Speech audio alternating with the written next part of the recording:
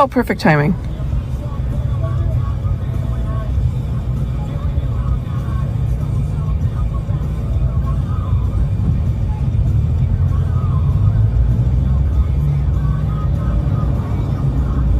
Oh, what? What is happening right now?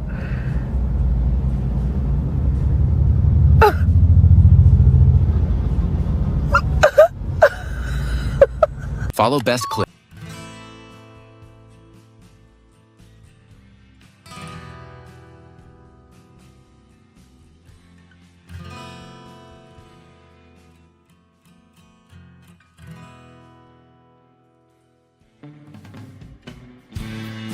Well, hello there, partner. Go on and hang up your hat, grab yourself a whiskey, and pull up in the easy chair. We're coming off the range of 9 to 5s with a whole herd of news stories that we've been steaming over like a cow patty in the Texas heat. As they say, the chickens are finally coming home to roost. And we're here to ruffle some feathers and ensure accountability ain't just a concept, it's reality. It's that time where the day's drama casts its longest shadow. So let's light a candle to the chaos of current events, the whirlwind of politics, and the tangled webs of corruption that we find ourselves entwined by. It's time to ramble our way into the twilight. Welcome to Sunset Rants.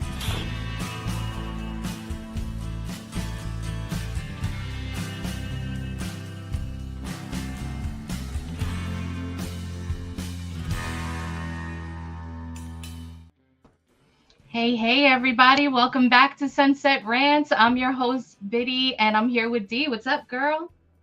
Not much. Just chilling like a villain. All right. Wait, in a wild crocodile or something like that? No, Yeah, I don't know if that something goes. like that. That video was hysterical. The first one. Oh my gosh. The guy just like accepted his fate. He's like, you know what? I woke up today and I chose violence. And now I already know I'm gonna get arrested, so I'm just gonna take it. That's a good American right there. He's like, you know what? I made a boo-boo, whatever, I accept it. He didn't resist. But yeah, that was funny. But yeah, if you wanna follow the show, of course you can at the @realroma_AK. That's on X. You could follow me and if you like on X, Elizabeth213A. You could also follow D at Cynical Latina. Yeah, so I mean, this is what we do. We cover the news, right? So we are talking about a lot of the big stories. I mean, there's a lot going on. It's really hard. I mean, we give you guys like 5 articles in 1 hour, which it's hard to do because when you want to rant, you really do want to rant. But so there is a lot else going on for sure, but we got the top ones that were chosen by our beloved producer Brian behind the scenes, pushing all the buttons as usual. So yeah, why don't we get to it? Because we got a lot to cover. Yes. All right. Coming to you from USA Today. U.S. officials says Greenland action could come within weeks or months. President Donald Trump's desire to annex Greenland will not be thwarted, and there could be meaningful U.S. action related to the Arctic island within weeks or months, according to a senior administration official. That's the view of Thomas Dans, Trump's Arctic commissioner. He's regarded as one of the main proponents of the president's interest in Greenland, an idea first brought to Trump by billionaire and former diplomat Ronald Lauder. Dans has been working on the issue since 2020. Here's a quote. This is a train route with multiple stops, he said in an exclusive interview with USA Today. Things could move on an express basis, skip the local stops and go direct to the main station. That's where President Trump wants to move it at high speed. We already know how he operates. Still, Dan said that while he thinks there could be noticeable progress on negotiations or a deal on Greenland sooner rather than later, he ultimately expects the acquisition to take longer than that to complete. Said we need to get the people of Greenland on board, he said, referring to polls that show while the majority of Greenland's 57,000 inhabitants want to eventually secede from Denmark, the vast majority do not want Greenland to become the 51st U.S. state. Denmark and Greenland have said Greenland is not for sale. A Reuters IP SOS poll published on January 14 found that just 17% of Americans approve of Trump's efforts to acquire Greenland, and substantial majorities of Democrats and Republicans oppose using military force to annex the island. So how fast could the U.S. acquire Greenland? Danes added that things can happen quickly from a transactional standpoint, but there will be a process to gain trust and support of the Greenlandic people, and this will require time and effort from the U.S. side. The assessment from Danes comes as Vice President J.D. Vance hosted a meeting with senior Danish and Greenlandic officials at the White House on January 14th, U.S. officials confirmed to USA Today. The meeting was requested by Denmark amid Trump's threatening insistence that the United States must have Greenland, and was supposed to be with U.S. Secretary of State Marco Rubio. But in one sign that momentum on Greenland could be gathering pace, Vance will now steer the discussion. Vance asked to join the meeting. Danish Foreign Minister Lars Løkke Rasmussen told reporters on January 12th, Rubio will still be in attendance, he said, while escalatory. The venue change is being viewed by the Danish government as an opportunity to pitch the vice president, who's close to Trump and led a delegation to the United States' sole remaining military base in Greenland last year. So basically, basically what the article is saying is just kind of like, just reiterating what we went over recently about everything that's going on with Greenland. Trump wants it. We highlighted some key points about why it's good for us to take over Greenland for multiple different reasons. But of course, it's going to be a process.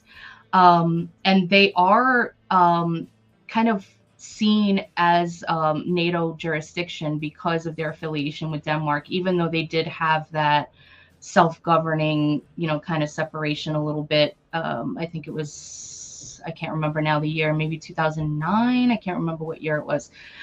But yeah, so there is some kind of, you got to watch out with certain things that they do with that. So I just wanted to like play around and just see if I can do a simulation of what would happen as far as NATO when it comes to us trying to acquire Greenland.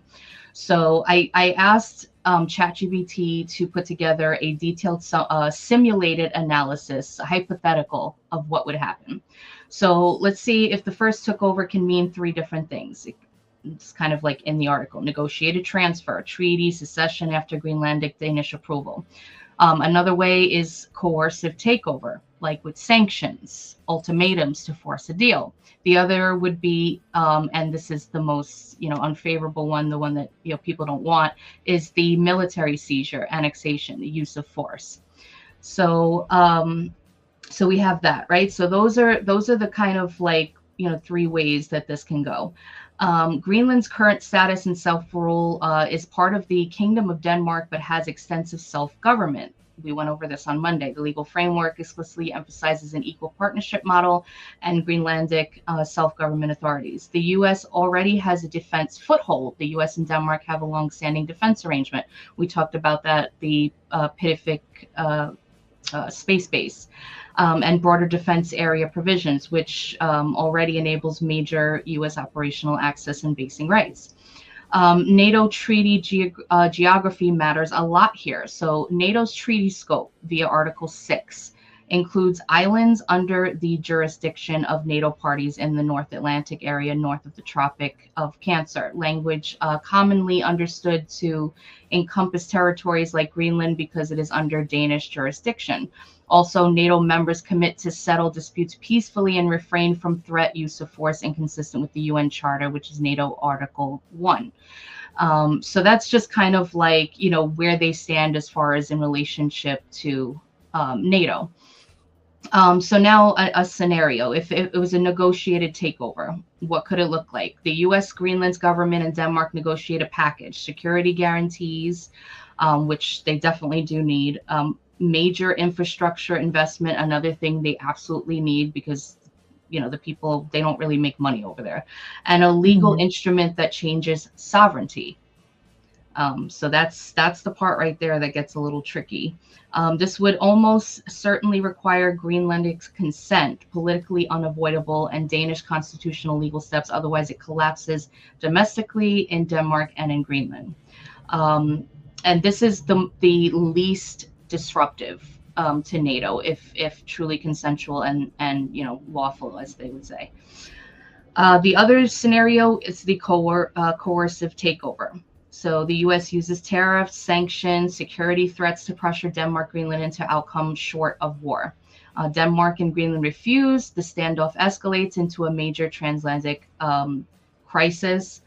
And that also, I mean, it definitely would make us look like a big bully, but that is something that is on the table. Trump's used tariffs and kind of U.S. leverage to get things done. So the NATO implications of that, they're not built to handle a member coercing another member over territory. It would likely trigger Article 4 consultations. Members consult when security is threatened, even if Article 5 is not invoked. Many allies would see coercion as violating the spirit and potentially the letter of NATO's peaceful dispute commitments. And you can expect European allies to increase presence exercises in or around Greenland as a reinsurance for Denmark, exactly the kind of inter-alliance strain current reporting has hinted at amid heightened rhetoric. The last, and of course we can kind of just, I mean, you can just kind of guess what the fallout would be, but the military seizure, the annexation, the use of force.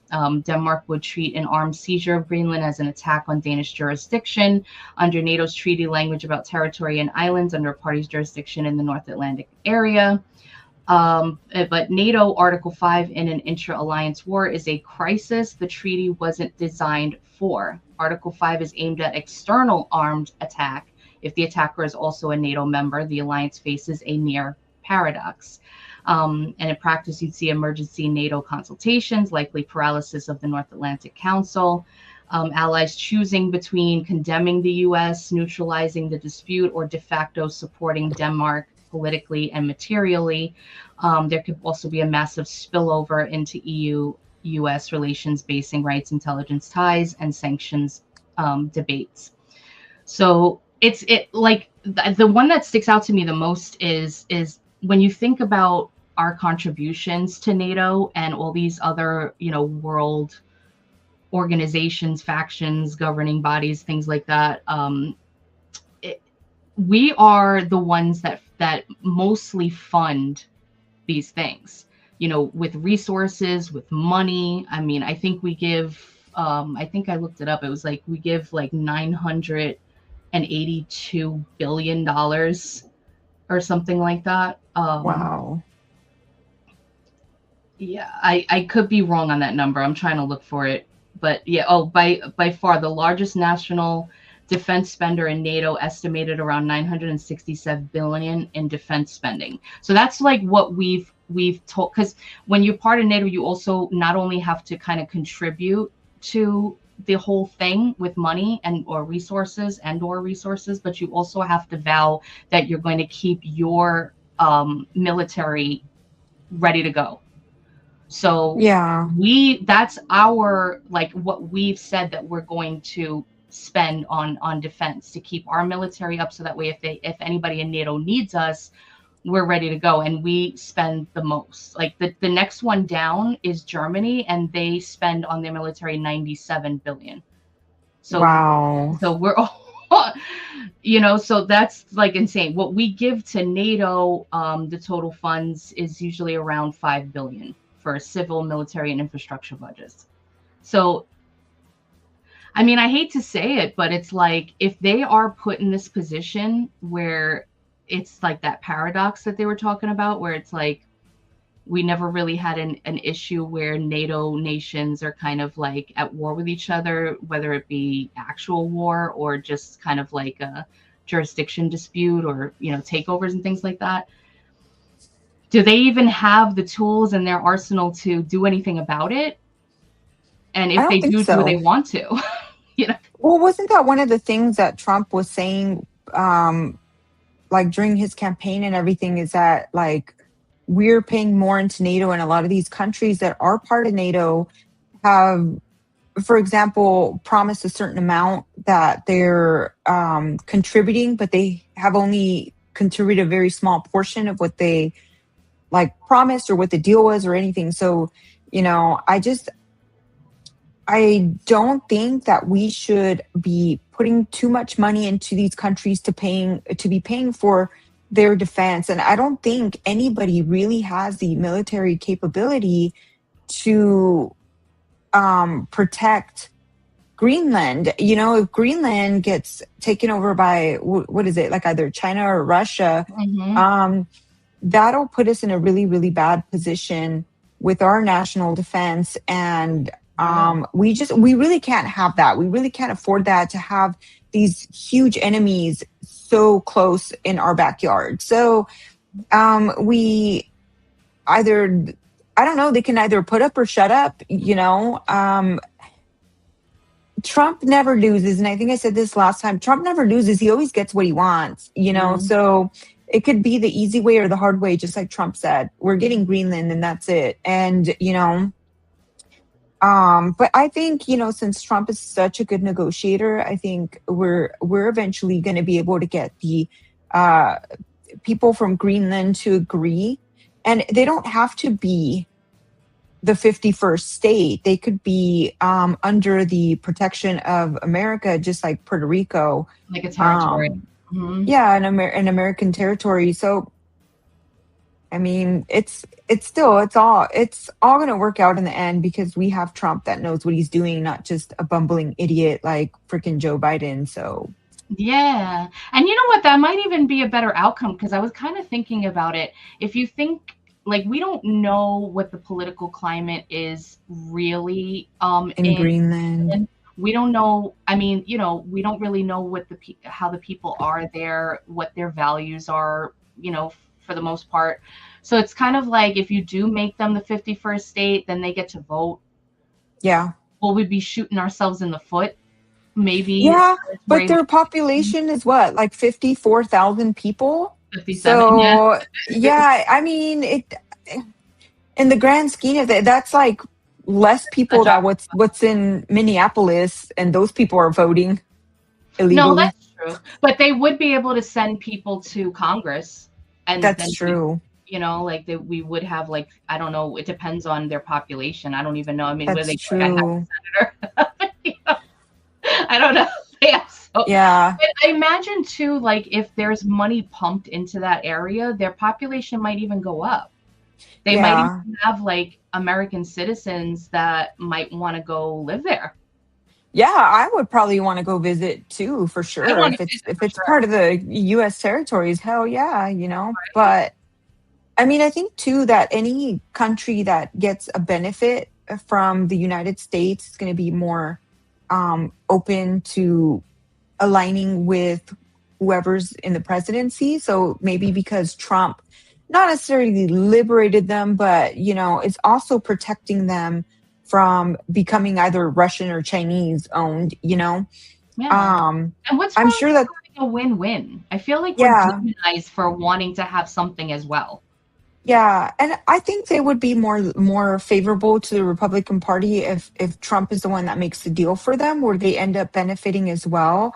Opposed to, like, if let's say Joe Biden made the deal, I don't think it would go as well for the people of Greenland. And if you look at, like, for example, like Puerto Rico, you made a good point saying that these people could vote. Like, Puerto Rico hates us.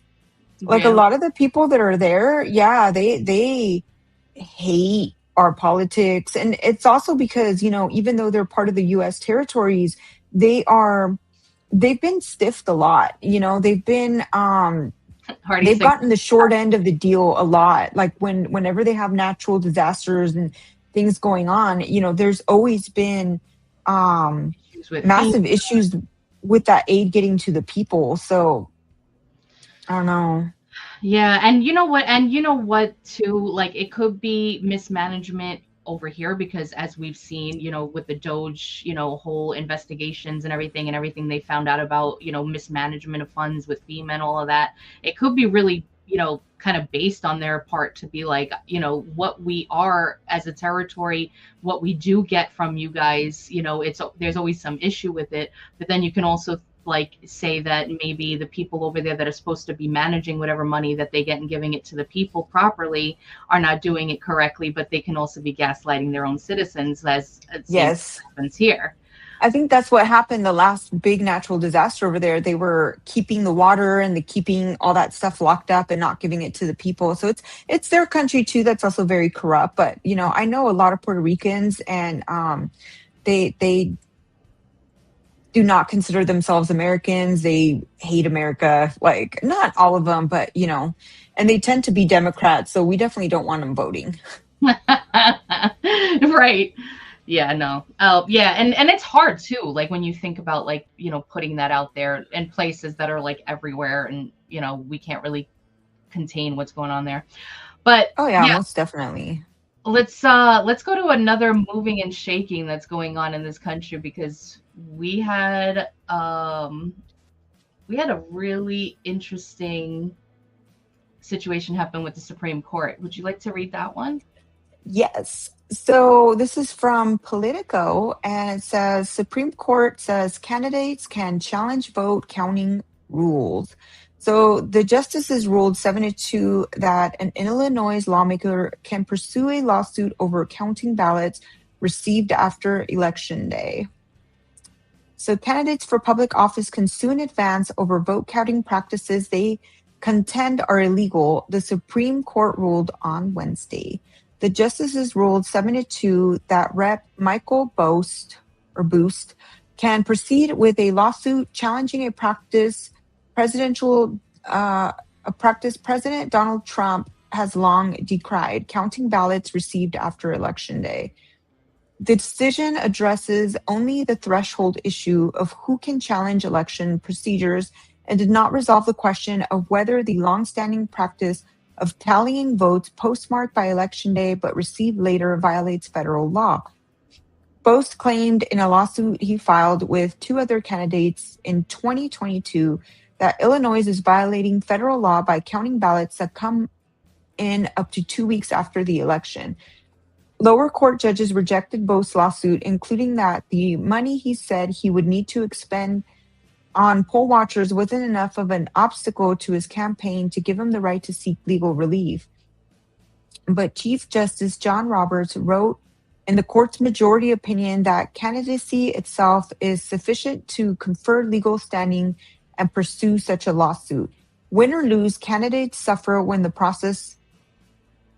Win or lose, the candidates suffer when the process departs from the law. Thus, the long shot and shoo-in alike would suffer harm if a state chose to conduct its election by, say, flipping a coin. Roberts wrote, joined by Justices Clarence Thomas and Samuel Alito, Neil Gorsuch, and Brett Kavanaugh. Mm-hmm. Roberts also warned that elections could become more chaotic if candidates claiming legal violations had to wait until they actually spend extra money or know that the vote tally is close enough for late arriving ballots to matter. Permitting standing on a candidate's risk of election loss or failure to achieve a certain vote threshold could channel many election disputes to shortly before Election Day or worse, after. The Chief Justice wrote, reaffirming a 2006 Supreme Court decision discouraging court-ordered changes in the weeks leading up to an election.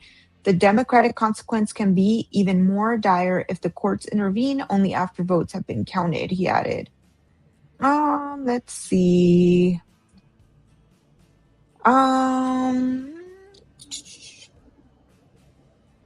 Amy Coney Barrett and Kagan, they agreed that he had standing. Yes, of course. Justices Ketanji Brown Jackson and Sonia Sotomayor dissented, rejecting these approaches, blah, blah, blah. I honestly feel that if Election Day is on this day, even if it's, dude, how is it possible that these things can get postmarked and get there 2 weeks later? That just makes no sense. And for them to still count them, I mean, there could be so much fraud in like backdating postmarks to commit fraud. I think if it's election day, whatever votes come in on that day, that's it. If your And vote didn't make hand it in count. time, I want hand counted. and just in general, period, there should be no um there should be no mail-in voting. Like all of this would be completely removed if we removed mail-in voting. There wouldn't be any of this bullshit with postmarks and this and that. It should be day of voting should be a holiday. Fuck it, make it 2 days so that, hey, if you miss this day, you could do this day. Make it a national holiday where you have the right to vote regardless of what your boss tells you. You're constitutionally protected to go vote, and they hand count the votes and they do it on paper ballots where it's harder for them to commit fraud. And there should be poll watchers, none of this boarding things up and keeping people out. I mean, can you believe what we went through? Like how wild all the stuff they got away with. Yeah, it makes no damn sense. Like, and anybody that looks at that and doesn't think there's a problem, they're probably complicit in the fraud. Agreed. You know, they're pulling out boxes and no, man. Oh, what do we got here? Brian just pulled up. Yeah. Almost every 2020 election fraud lawsuit was dismissed by corrupt courts because the plaintiffs lacked standing. None of the evidence was able to meet to even be able to be introduced. Now SCOTUS has ruled that candidates have standing to sue for election fraud. The Democrat scam machine is crumbling. I mean, how could they possibly say that you don't have standing if you need to if you want to point out that there's fraud, or you obviously, if you're bringing up a case and you're suing and you have evidence, for them to not even look at the evidence and say there's nothing here is not right. And for the Supreme Court not to even have a chance to look at that is just blatant corruption. It's, these judges are taking their social justice to the bench where it should never be. They should follow the Constitution, period. So... Amen, sister. I agree. It always like boggles my mind that, like, I can understand that in, with legalese and with your stuff, like when you're reading things, there is some room for interpretation and stuff like that. However, the Constitution, a lot of its verbiage is very straightforward. Yes. Shall not be infringed.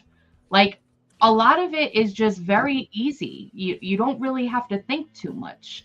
So the amount of times that we've seen so many court cases get pushed up to the Supreme Court, and that it always ends up with the same kind of ruling because we see who's on the bench. It's so ridiculous to me. It's not I mean, I guess like you put opinions in there, but it's like you are there you're put on this bench because you have supposedly shown that you can interpret the law in the way that it was written and the purpose for it. And yes. Not the implications of this and how it's going to, no. What does it say and what does it mean? That's all I need you to tell me. Yeah. Period. Well, any of the other little stuff people want to interpret and opinions and whatever afterwards, like outside of the Supreme Court, yeah, we can all play around. But we need you to just tell us what it says and what it means. Pretty much. It's not that hard. It's really not that hard. And it's one of the other things that really pisses me off is just the way that they morph the Constitution to try to fit, like, especially like today's narratives. That is not what the Constitution was meant for.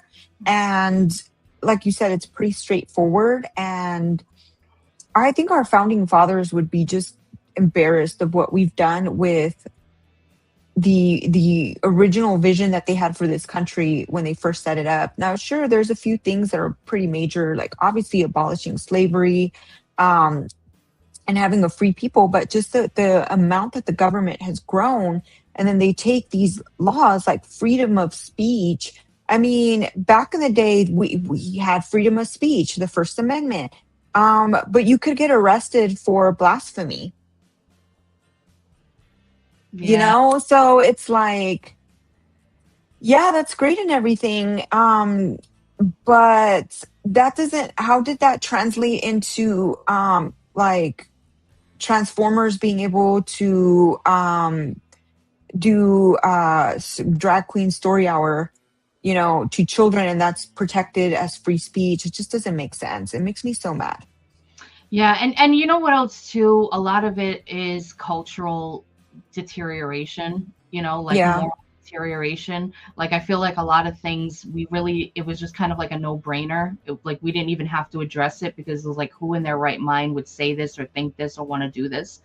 But yeah, because there's been so much poison injected into our schools, into our media, and I think for decades have just been yeah, conditioning people into just embracing everything that's just not right.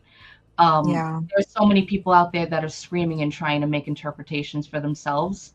And that again, like I was saying, kind of like when you think of like legal documents and different things that lawyers out there, they get paid the big bucks to find loopholes to be able yeah, to twist things around while still staying within the precedents or the law. That they find ways to interpret it in a way that they can get their client off, or they can get their this person put into jail.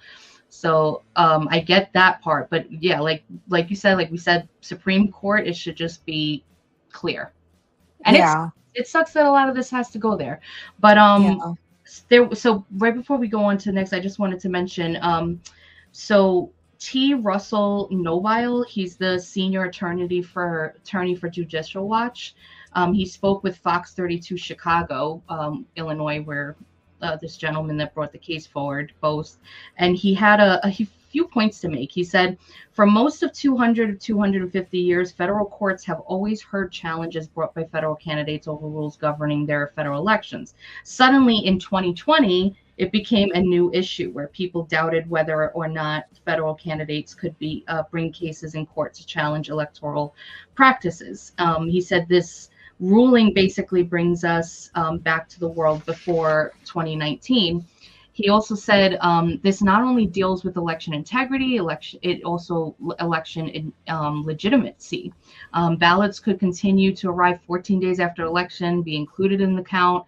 And the problem with that is now there's many ballots arriving after election day. It's really starting to undermine the confidence in the election, because if you go to bed at night, there's 150,000 votes, and you wake up in the morning, it's 250,000, and then 3 days later it's 350,000. So it's really corrosive to the democratic process to keep adding to the denominator of votes out there. Which, yeah. He also remarked that he is looking forward to having federal courts answer the question why ballots can be received after election day, because frankly, this is a new practice. And I, Yeah. for one, am excited. I think I was thinking of people like Carrie Lake, and what Yeah. her whole gripe and everything. And there's a lot of people that I see on social media. I scroll around on TikTok a lot and stuff, and there's a lot of accounts, a lot of people from Chicago too. Like I was just watching a video earlier, and the girl was like, listen, I don't know how this guy Pritzker keeps getting into office. Like I know a lot of people around here and everybody hates him, but he just keeps getting elected. And she's like, if he gets elected again in the next election, I'm just going to say that it's all the way fraud, because there's no way he hates him. At that point, you just want to give up, because that's how it was in California. Gavin Newsom got recalled how many times? I think once. I know once for sure, but I think they might have tried twice Yeah. to recall him. And like, what Oh, the hell, dude? decide whether or not that goes through.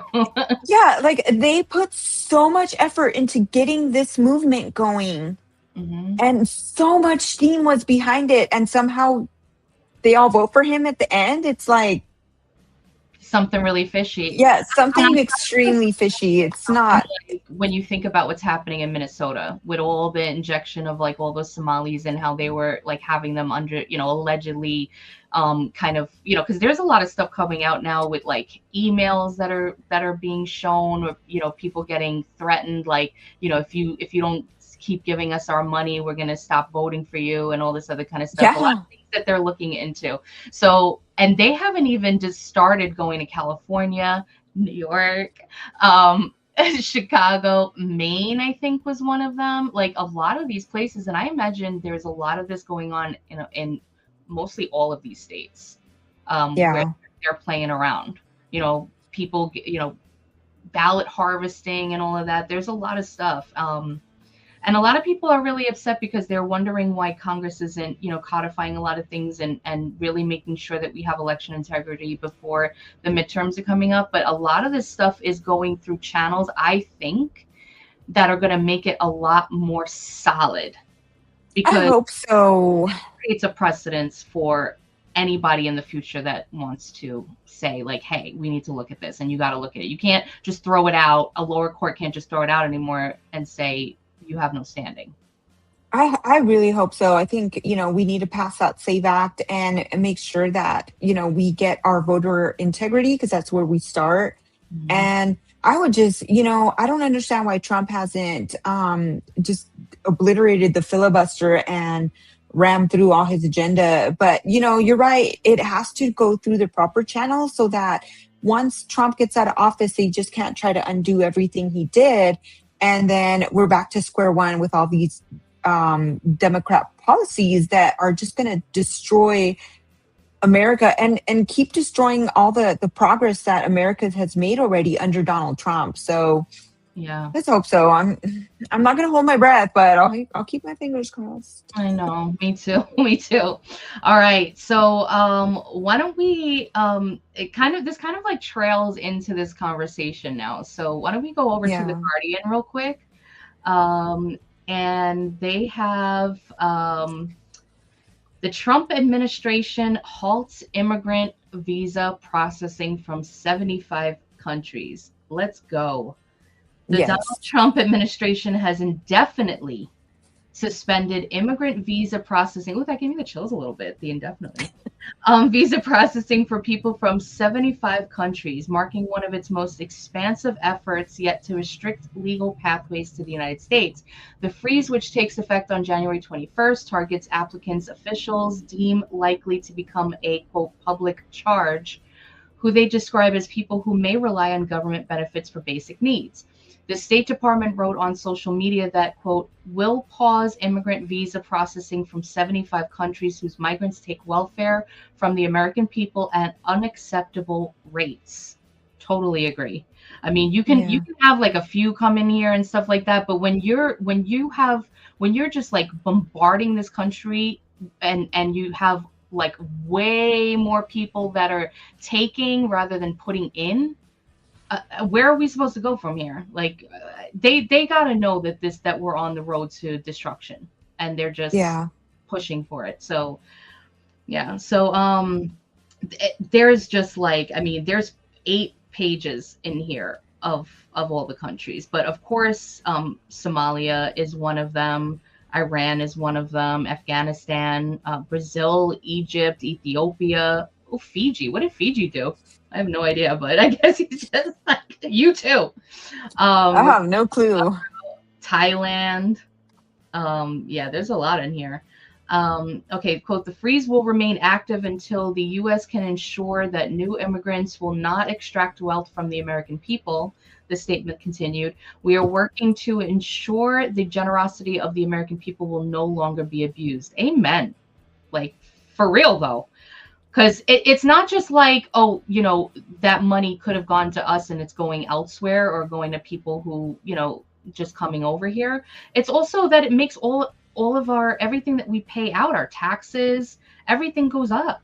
So even if we say like, okay, we're chilling with what we got, we're getting less because of all the overspending, and making it harder for us to live. And then because we're just kind of teetering on middle class, like we don't even have access to these benefits. But yet you have these guys out here that are getting all this government funding money and whatever, and they're driving around in Lamborghinis and whatnot, and having 2-3 carat diamond rocks on their finger, while they're saying have daycare funded by the American taxpayer because they're going to school and they're going to care. Like, no.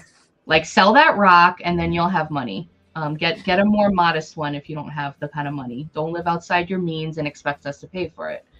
But yeah, so just a couple of things real quick. The Tommy Pigott, he's a spokesperson. He's the one that said that that the pause, was meant to prevent the entry.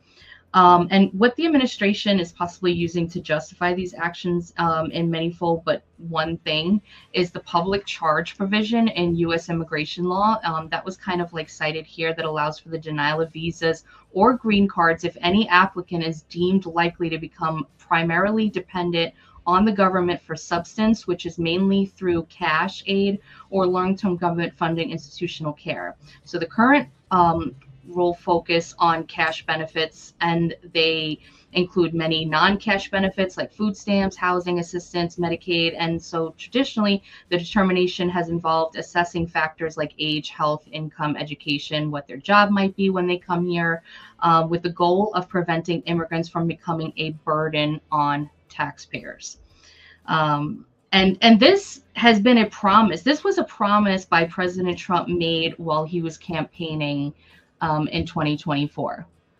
He mentioned the travel ban idea, promising to reinstate or expand such bans if elected. He talked about suspending entry from nations he deemed security risks, and pushed hardline immigration measures as core part of his campaign rhetoric. So, I mean, I hate to just be the cliche thing, but it's like promises made, promises kept. And a lot of this stuff, like, I don't know if he allowed it or it just kind of like strengthen the argument for this. He almost waited, and I could just be speculating. I mean, I am speculating that he almost waited to kind of let all of this kind of unfurl so the American people can see it. And then when you say something like this, like, I'm going to ban this, like, yeah, there's going to be people that spin it, but there's probably a lot more people than not out there that are going, yeah, like, I'm over here struggling. Like, why do I have to struggle more? And then these people are just abusing it. They're not even, they're coming over here to just, bleed us dry. I just don't get it. And the thing is that these liberals have such a warped view on this whole situation, right? With they've been fed this cake that tells them, oh, immigrants are really good for our community and this and that. And it's possible that it a very small portion of that is true, right? But if you look at, you have like the Somalis, right? The Somalis are coming in and they're getting all these benefits. They're causing a lot of fraud. Like, you have one Somali man is married to, because they believe in polygamy, so they have several wives. They're only legally married to one, and they're popping children like nobody's business, right? Getting Medicaid and food stamps and all kinds of food services, some cash aid as well, maybe Section 8. And so they have them in these houses where now they're taking up houses from the housing market that could have gone to an American family trying to buy a home, but no, it's going to a Somali family. Yeah, and then they turn around and open up a daycare in their home, a private daycare with the 6 wives who now all of a sudden become, it off in their taxes too as a business. Of course they do. They're not just double dipping; they're like triple, quadruple, quintuple dipping into the same money pot, which, and they don't even get any kind of checks and balance. There's no checks and balances. They say, hey, give us this much money. Services rendered, services paid with no checks and balances. So it's kind of wild. Yeah, and that's just one Somali family. Just imagine all the rest of them. At least, I was telling someone, oh no, let's read this post. Oh yeah, well yeah, Stephen Miller there in that video on the left. Love him. And actually, just it's only like a minute and 30 seconds. Trump has blown the lid off of the refugee industrial complex, and the way this works is exactly the way that you said. The U.S. government historically, and this of course got taken to the highest degree ever under Biden, hands out billions, with a B, billions of dollars in grants to these third-party groups, non-governmental organizations, to work with the Department of State to find the poorest populations from the most dysfunctional places in the world and then bring them into small-town America.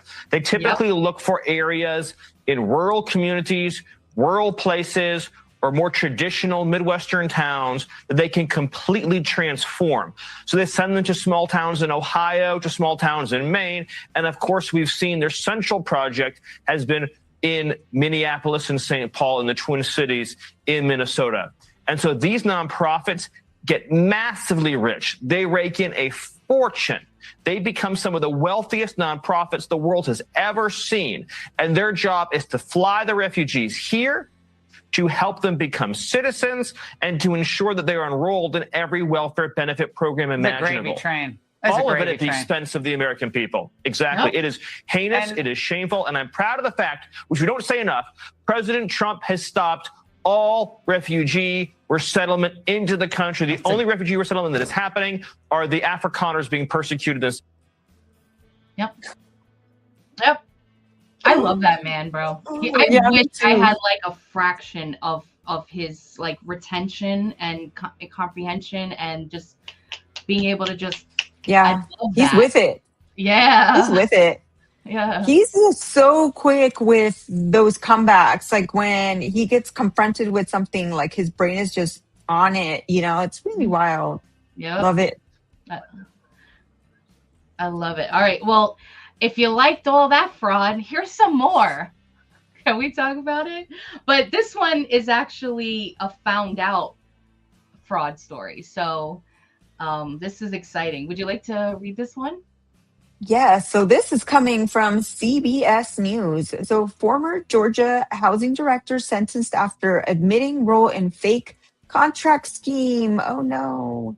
Mm-hmm. So 4 people have pleaded guilty in DeKalb County to defrauding the state of Georgia out of nearly $20,000 through, $200,000, whoops, through fake contracts tied to housing services, according to the DeKalb County District Attorney's Office. District Attorney Sherry Boston announced the convictions Tuesday, saying the defendants used 2 separate schemes to trick the Georgia Department of Community Affairs into paying for work that was unnecessary or never completed. Look at that. The most recent plea came on Monday, January 12th, when Corey Alston, 48, admitted guilt to violating Georgia's Racketeer Influence and Corrupt Organizations Act, commonly known as RICO.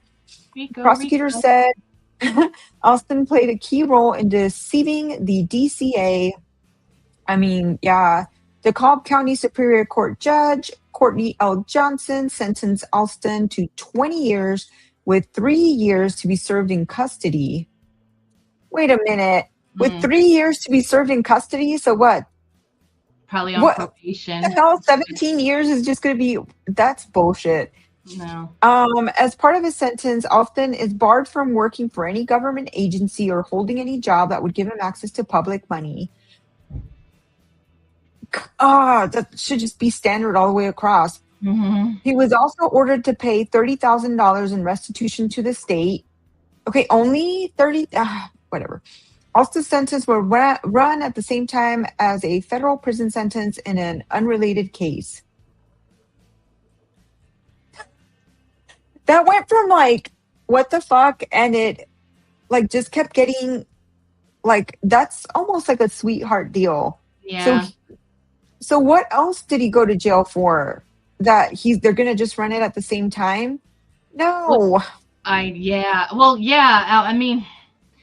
I mean, just the fact that people are actually getting held accountable. I mean, I hate to say it because we always get the crumbs of situations, but it is a good thing to hear. But yeah, I mean, we're still dealing with a lot of like corruption, even at the judicial level.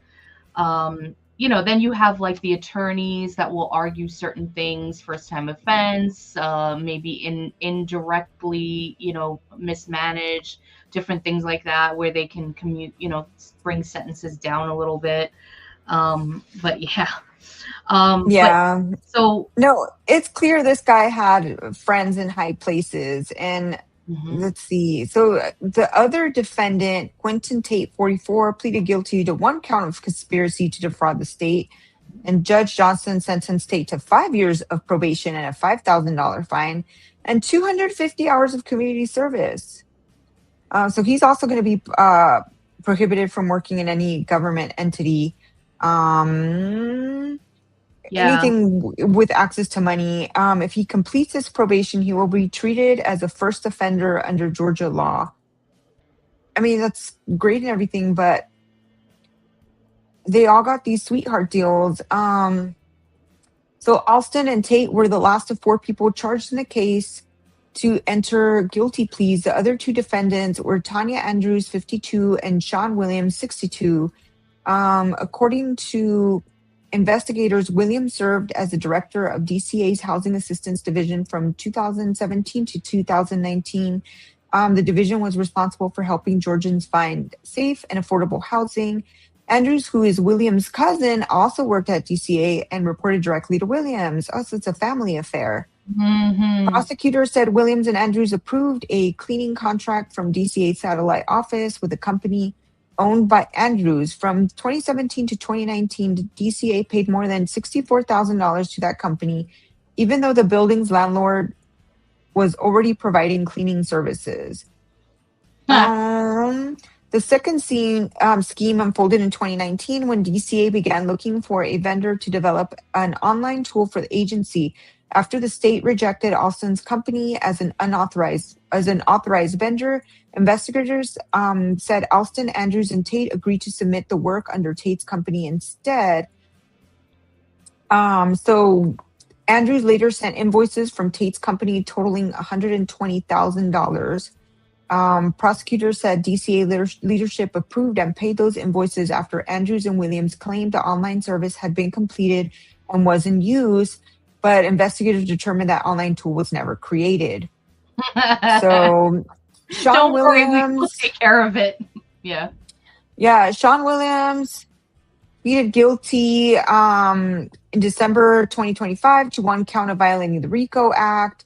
Judge Johnson sentenced her to 15 years of probation, 400 hours of community service, in order to pay $104,170 in restitution. Also barred from holding any job that would give her access to public funds. Mm-hmm. Tanya Andrews also entered a non-negotiated guilty plea. She was sentenced to 20 years with 2 years in custody. Custodial sentence will be suspended if she pays $50,000 in restitution and completes 500 hours in community service. So also, let's see. Also, Andrews was also fined $10,000. So they all got pretty sweet deals, like giving you a 20-year sentence, but you only have to serve 2 years. Mm-hmm. And the last one, you can get out of it if you pay money. Yeah. But like I feel like when you're caught stealing a certain amount of money, you should have to pay the exact amount back. Like, what are we doing? Why do they get to just get off with like a quarter of it or a half of it? Or I don't get that. I don't know, because it was $200,000. Let's see. Okay, so the one dude, Alston has to pay $30,000. Tate has to pay $5,000. Let's see.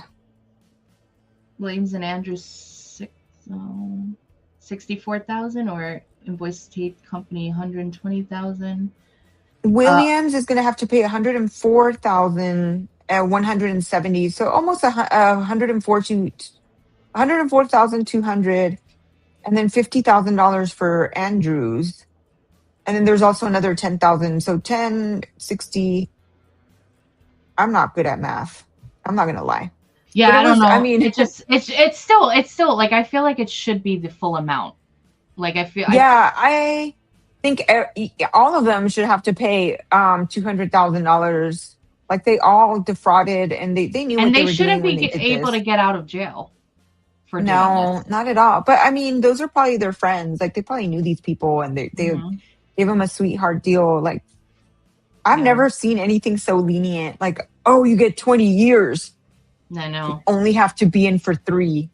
I know. I know. I mean, it's not fully finding out, but I at least like to see this stuff being uncovered because it's done. Like, I feel like once all of the fraud is uncovered, hopefully it all gets uncovered and rectified. We're gonna Yeah. start to realize that the $38 trillion in debt is not even close. Like, it's way lower than that. We're spending money just throwing it away.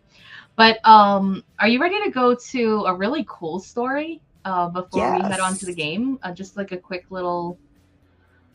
So from Good News Network, I like this. You guys, if you ever want to go and just get like a white pill, this is a good website. So world's oldest poisoned arrowheads date back to 60,000 years, show hunters' knowledge of toxins. So scientists identified traces of a poison from the South African plant gift ball on Stone Age arrowheads dating back to 60,000 years, making it the oldest known arrow poison discovered anywhere in the world. The researchers say the find shows that people in southern Africa had already developed advanced knowledge of toxic substances and how they could be used for hunting long before anyone had anticipated. Scientists from South Africa and Sweden made the discovery on 60,000-year-old quartz arrowhead from Umletuzana rock shelter in KwaZulu-Natal. The research team identified chemical residues of poison from gift ball, a poisonous plant still used by traditional hunters in the region. Stockholm University professor Sven Isaacson, an expert in the analysis of organic residues in archaeological materials, conducted the chemical analysis. Quote, being able to identify the world's oldest arrow poison together has been a complex undertaking and is incredibly encouraging for continued research. Isaacson's colleague, Professor Marlies Lombard of the Paleo Research Institute in the University of Johannesburg, South Africa, added that the residue, quote, shows that our ancestors in South Africa not only invented the bow and arrow much earlier than previously thought, but also understood how to use nature's chemistry to increase hunting efficiency. In South America, hunters have long used the colorful warning of poison arrow frogs as a clue to their toxic secretions. In the Amazon basin, denizens have rubbed their wooden arrow tips in the skin of the frogs on the skin of the frogs, not in, to apply the same poison for who knows many centuries. How many centuries? I think they're, well, whatever. Mhm. But yeah, that's really cool. I love archaeological finds. I think it's so interesting when you think of like who put that there, who was using it, the ingenuity of civilizations that came before us that didn't use computers and all this other stuff, and they had to use weight balance of things and just really sophisticated engineering to get around like the fact that they didn't have computers and robots and different things to do stuff. Yeah. And they just got things done. They just figured it out. I always thought that was so cool. Um, but yeah, so I don't know. I love this kind of stuff. I think it's really interesting, and I also love that it has kind of like little words on it and stuff. Like I don't even know if they translated that what was on there, but I don't think they did. I was like reading through it. I don't think they did. Maybe they can't. Who knows? I mean, if they're carbon dating it or whatever they do for 60,000 years ago, they probably don't even know. But yeah, are That's you? wild. I love it. Yeah, right. I think it's so cool. I was like obsessed with. I was watching Joe Rogan for a while at one point, and he had like Graham Hancock on and others, and they were talking about like the find of Gobekli Tepe, and it's kind of like just layers and stories below the ground, just like these intricate little spaces and stuff like that were carved out, and Yeah. it's really wild. And I love that. Like I love just looking at like a bowl that they find from like mad years ago, and then you just imagine somebody was using that, and just like like a bowl that I have in my kitchen, somebody was using it, and like who that person was and what their story was. Like I just love all that. Well, like imagine too just how wild it is that like they were discovering these things and I was like intelligence starting to really flourish and blossom. And now we can do carbon dating to find out how old that Right? item. It's just wild how much we've advanced in all this time, but we still have Democrats. Like, what the fuck happened? Yeah, right. Sorry, I couldn't help myself. We didn't evolve that much, I guess. Where did we go wrong? I know. Okay. I think too much convenience, I think it was our downfall. Yeah. I think going back to old school ways is probably gonna revitalize a lot of people. That's why I started making sourdough. And why I want to try and make butter and like all this other kind of stuff. I want to go back to simpler stuff. But yeah, are you ready for the game? Yes, let's go. All right. Bump us, Brian.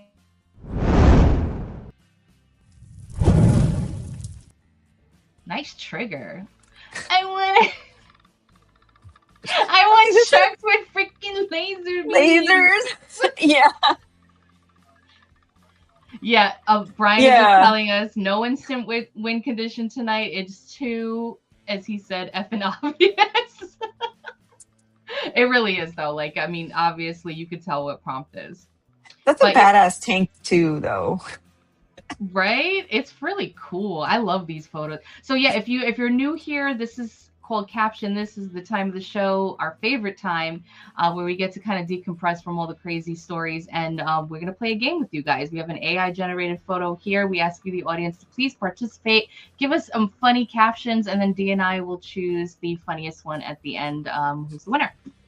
So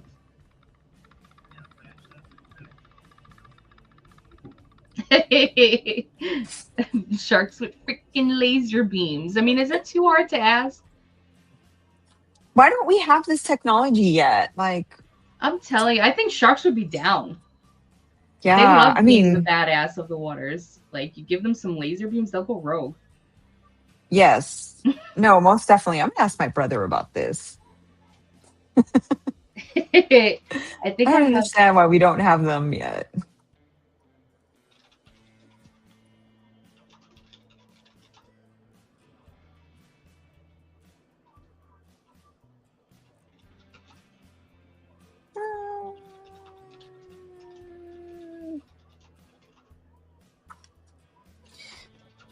Oh, so let's see what's coming up. You mean I have freaking sharks with freaking laser beams attached to their freaking heads? Yes, Rick. Waterworld 2 from Hardy. Oh, I really love that movie. I know it's supposed to be a flop too, right? I think when it first came out, Waterworld, they spent way more money on it than they actually made it. I love that movie. But really? it became like a cult classic, I think. Mm-hmm. Yeah, I for some reason I just always get like this itch to watch it, and I throw it on. I'm like that with Braveheart. Oh, I love Braveheart too. Yeah. So good. Yeah, Biddy's was good. Trump offers laser beam sharks to Denmark to buy Greenland. That's great. Because it kind of looks like the Northern Lights are at the top. Yeah, that's pretty good. I like it. Yeah, Waterworld was really badass. But I was watching like a breakdown of the movie, and I think since they filmed so far out from shore, like they wanted to film it in this one area, and I think the water was too rough over there. But Kevin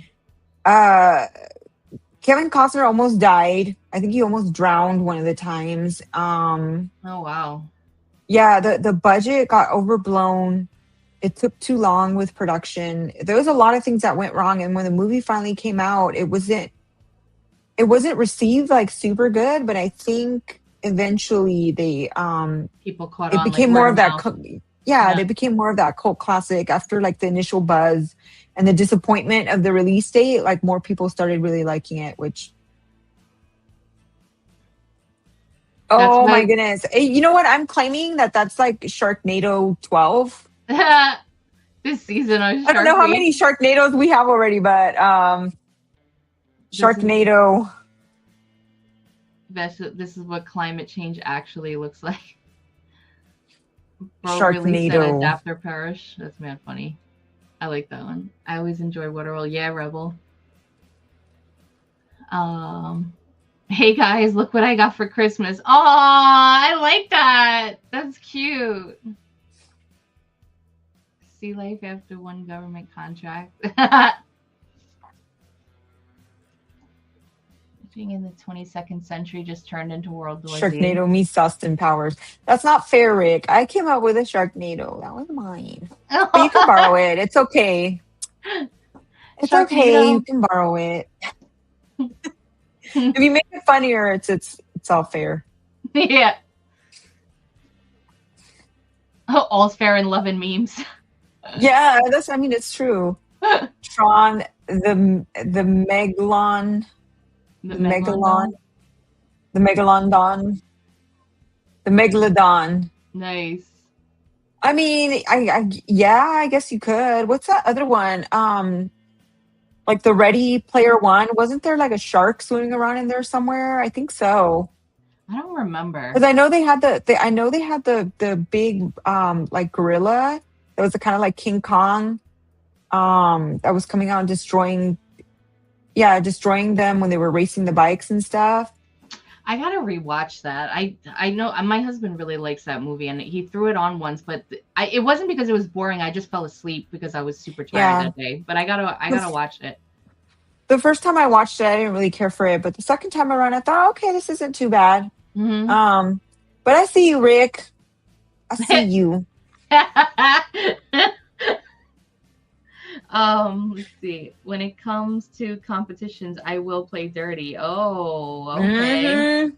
Rick getting big in the chat. I know. My husband watched Ready Player One yesterday. Rebel, you're just like in tune with us. She watched Austin Powers over Christmas. Oh my God. You know what? Hardy wins. I'm Finding Nemo. This time it's personal. Yeah. Sorry. Yeah. That's great. Did I just yell RIP headphone users? Did I just yell in your ears? I'm sorry. No, that's good. Hardy. Yes. That's it. Finding Nemo. This time it's personal. I love that. Mm-hmm. And always remember, hilarious. Like, we're a growing podcast. We're working really hard behind the scenes to get everything out to you guys. And we're really working on pushing our merch and, getting this whole thing going with that. And we have compiled a lot of these captions and memes and things like that. So don't think we forgot about you. Eventually a bunch of these, like, or whoever wins, they're going to be going on t-shirts. So can you just imagine, like, how sick would that t-shirt be too? Because I think I love the colors, and then it just says like Finding Nemo on the front, and then maybe on the back it's like, this time it's personal. Like that, people would be like, yo, where'd you get that shirt? That's sick. I love that. Well, imagine if it's like a kind of like a Liam Neeson type of thing, and like Taken. Yes, I have a special. I will find you. Yes. Good luck. That's perfect. Probably like Finding Nemo. This time I will find you.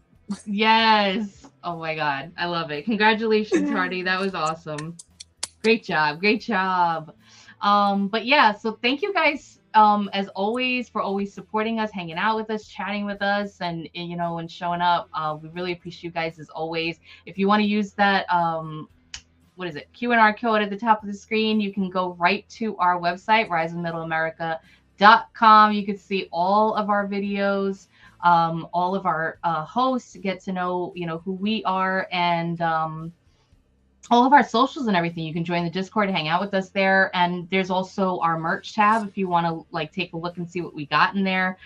Great for some gifts, great for supporting your favorite show. Come on, guys. But definitely just showing up and hanging out with us, liking, commenting, sharing it. If you just anything, it's just, we love you. So thank you so much. And always love doing the show with you, Dee.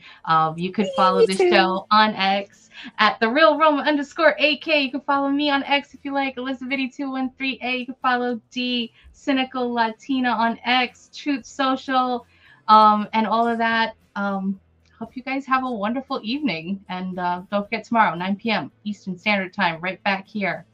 Have a great night, you guys. Bye. With Tay and the Boss AK. Tomorrow. So I got to thinking, there's MAHA, Make America Healthy Again. MAGA, Make America Great Again. But what we really need to do is make America follow the Constitution again. Motherfucker.